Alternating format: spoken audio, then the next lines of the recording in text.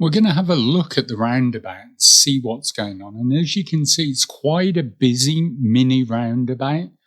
But by looking at the way other drivers deal with it, will give us some insight. So if we roll the clip forward, first thing we want to do is look right ahead, left ahead, right. So this car in front is our priority. Until he's gone, we're not even going to think about a gap. But what we're going to look at is this grey car coming round the corner. Do you see he's turning right, but he just drives straight over the top of the roundabout. He doesn't come around it. So if you're that car, you've got to be aware that just because the car is coming, he probably isn't going to go around the roundabout. And that's why we say on mini roundabouts, rather than dealing with the road like you do on a normal roundabout, you have to deal with the vehicle.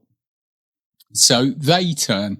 Now, watch this white car. How do we know that this white car that's coming isn't going to come round and down there? Well, look at the speed that the white car does. So you can see at that point, the speed that white car is doing, let's just rewind, give that another go. The speed the white car is going means they're not going to turn right at that point. Also, let's point out the position of the oncoming vehicles. Look at this black car.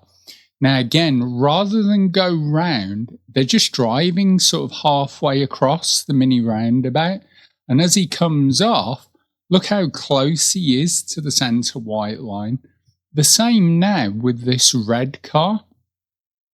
That if we were thinking of turning left, we might look at the position of that car, and think, well, he's clearly going to turn and go up there because he's already starting to go on to the mini roundabout. Instead of which, they carry on. And again, if you look how close they are to the centre white line, they're just cutting across. So minimum observation at any roundabout, but especially mini roundabouts, right ahead, left ahead, right. And even at this point, to just do it as you look at the screen will take you perhaps a second. To right ahead, left ahead, right. It's just a turn of the head from one side to the other. Now this white vehicle's coming and the silver one is as well.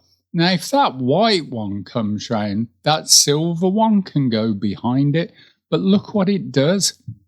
It already starts driving over the top of the roundabout. So what that means is he's actually turning into the path of the silver car, which means the silver car has to stop.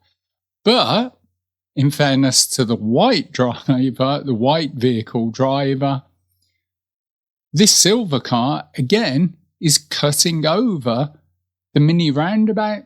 So they're both turning into each other's path rather than the white vehicle come round, the silver vehicle come round that way because there's more than enough room. So they kind of turn on each other. And again, look how far that silver car is cutting across the mini roundabout. Now, remember minimum observation, right, ahead, left. Look at the position of that silver car actually over the centre white line. But here's the point of looking ahead. Now we've got a pedestrian crossing.